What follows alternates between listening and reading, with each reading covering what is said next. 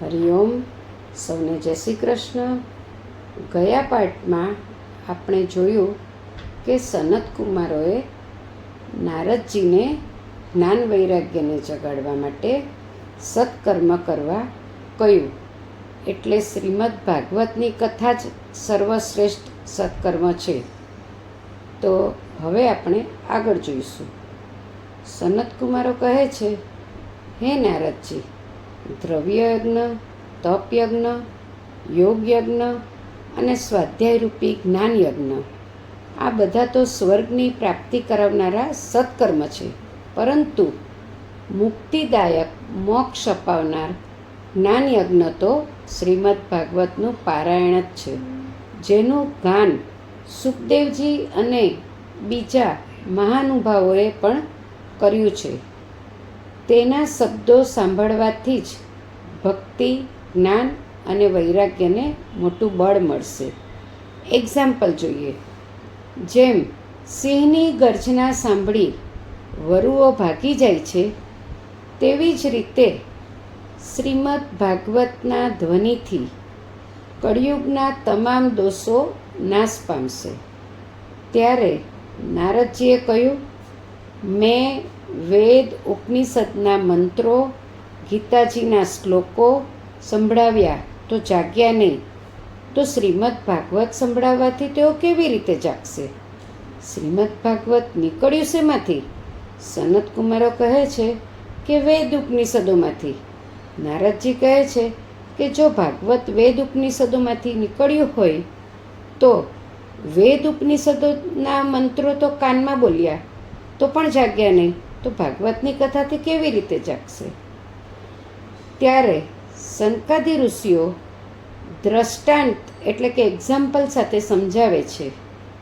Example number 1, કોઈ પણ વૃક્ષની શાખા એટલે કે બ્રાન્ચીસ તોડીએ તો રસ ઝરે છે, કારણ કે તેમાં કણે કણમાં રસ હોય છે, પરંતુ તે રસ કંઈ કામનો નથી હોતો.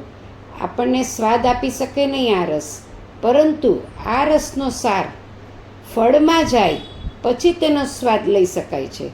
તેમ ભાગવત પણ બધા વેદશાસ્ત્રો અને ઉપનિષદો વગેરેનો સાર છે.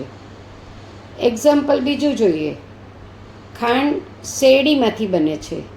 શેરડીના કણે કણમાં ખાંડ છે, છતાં દૂધપાકમાં ખાંડની જગ્યાએ શેરડીનો રસ નાખીશું તો શું થશે? દૂધ ફાટી જશે. એટલે ખાંડ એ શેરડીનો સાર છે. શેરડીની પ્રક્રિયા કરીને એને ખાંડ બનાવવામાં આવે છે. એટલે દૂધપાકને મીઠો કરવા શેરડી નહીં ચાલે, પરંતુ એનો સાર ખાંડ જ ચાલશે. હવે ત્રીજું એક્ઝામ્પલ જોઈએ. આપણે દીવો પ્રગટાવીએ છીએ, તેમાં ઘીની જગ્યાએ દૂધ નાખશો તો દીવો પ્રગટશે? નહીં પ્રગટે. કેમ? કારણ કે ઘી ભલે દૂધમાંથી બને છે, પરંતુ ઘીનું જે સામર્થ્ય છે એ દૂધનું સામર્થ્ય નથી. સામર્થ્ય એટલે એક શક્તિ. એમ ભાગવતમાં જે સામર્થ્ય છે એ વેદો ઉપનિષદોમાં નથી. વેદો ઉપનિષદો તો સમજવા આપણા માટે આસાન નથી, તેથી આપણે તેમાં થોડી વારમાં કંટાળી જઈએ. જ્યારે ભાગવતની કથામાં કંટાળો ન આવે. કેમ? કારણ કે વેદ ઉપનિષદો તો નિરસ છે, જ્યારે ભાગવત સરસ છે, એટલે રસથી ભરેલું છે ભાગવત. સનત કુમારે કહ્યું, નારદજી, તમે ભાગવતની કથા બેસાડો. નારદજીએ કહ્યું કે ક્યાં બેસાડવી જોઈએ કથા?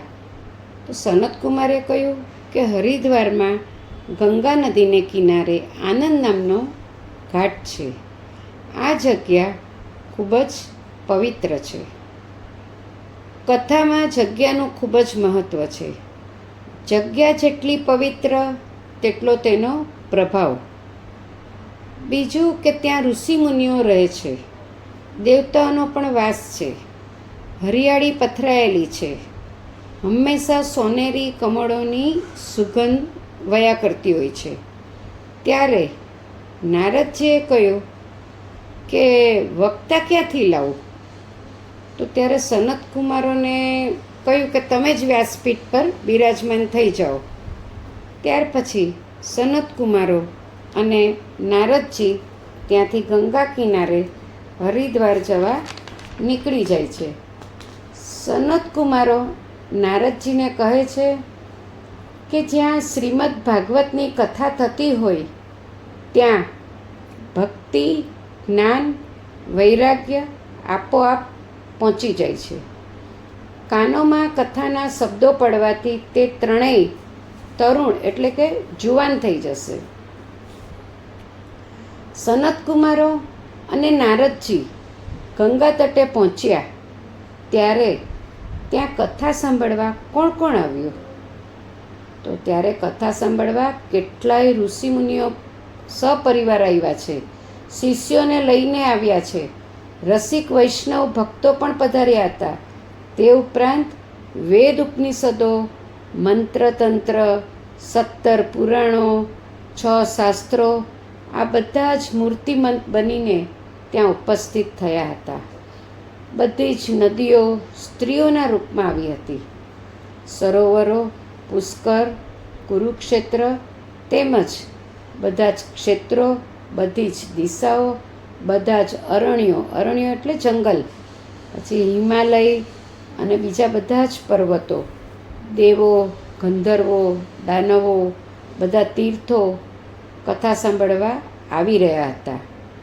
જે લોકો પોતાના અહમને લીધે નહોતા આવ્યા તેમને ભૃગુ ઋષિ સમજાવીને લઈ આવે છે.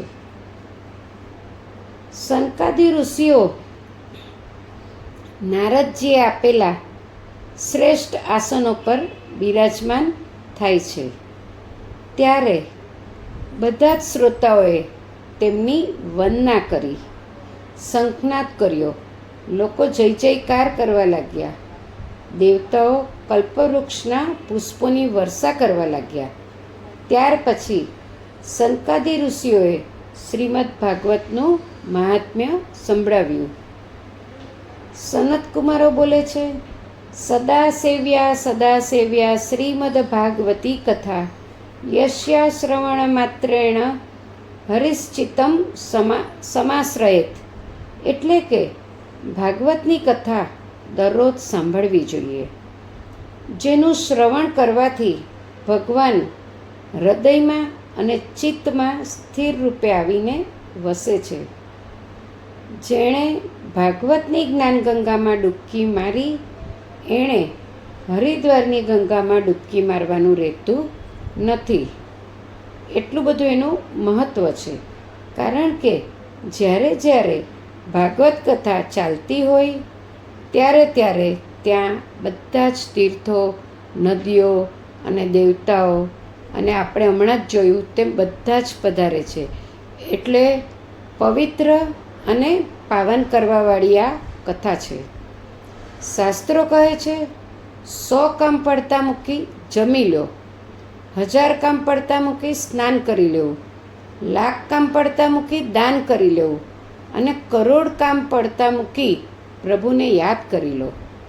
મનુષ્ય દેહ આપ્યા પછી મનુષ્ય ભગવાનનું નામ ન લે તો ભગવાન એને બીજી વાર મનુષ્ય સિવાયની બીજી યોની આપી દે છે કે જ્યાં એને ભગવાન વિશે કંઈ જ્ઞાન જ ન હોય. એટલે પછી એનો બીજો જન્મ પણ એવો જ જાય. ભાગવતજી એ સાક્ષાત શ્રી કૃષ્ણ છે, એમાં કોઈ સંશય નથી. ભક્તિદેવી અને જ્ઞાન વૈરાગ્ય પણ યુવાન થઈ ગયા આ કથા સાંભળીને, અને તેઓ પણ કથામાં પધારે છે. ત્યારે ભક્તિદેવી શ્રી કૃષ્ણ ગોવિંદ હરે મુરારી હે નાથ નારાયણ વાસુદેવ એમ ઉચ્ચાર કરતાં ભક્તિદેવી બોલ્યા કે તમે કથામૃતનું સિંચન કરી મને પુનઃ એટલે ફરીથી પુષ્ટ કરી દીધી. હવે તમે બતાવો કે હું ક્યાં જઈને બેસું આ કથામાં? તો ત્યારે નારદજી કહે છે કે તમે વિષ્ણુ ભક્તોના હૃદયમાં જઈને બેસો અને કથા સાંભળો. તમે કથા મંડપમાં નહીં બેસશો તો ચાલશે, પણ તમે વિષ્ણુ ભક્તોના હૃદયમાં બેસીને કથા સાંભળો. ભગવાનનો જે આશ્રય કરે છે એનામાં સુતેલા જ્ઞાન વૈરાગ્ય જાગૃત થાય જ. સાક્ષાત ભગવાન પણ પોતાના ભક્તોના નિર્મળ ચિત્તમાં આવિર્ભૂત થયા છે. નારદજીએ સનતકુમારોને પૂછ્યું, મહારાજ, આ કથા સાંભળી કોણ પવિત્ર થયું? કોઈ પાપીનો ઉદ્ધાર થયો હોય એવો કોઈ દાખલો, એવો કોઈ એક્ઝામ્પલ છે? ત્યારે સનતકુમારોએ તેમને આત્મદેવ નામના બ્રાહ્મણ અને દુરાચારી પુત્ર ધુંધુકારીની વાત સંભળાવે છે. એ હવે આપણે આના પછીની કથામાં જોઈશું, એના પછીના પાર્ટમાં આપણે. તમને સૌને મારો વિડીયો ગમ્યો હોય તો લાઈક, કમેન્ટ અને સબસ્ક્રાઈબ જરૂરથી કરજો, જેથી આવનારા વિડીયોના નોટિફિકેશન્સ તમને સૌને મળતા રહે. Thank you. સૌને જય શ્રી કૃષ્ણ. ફરી મળીશું નેક્સ્ટ પાર્ટમાં.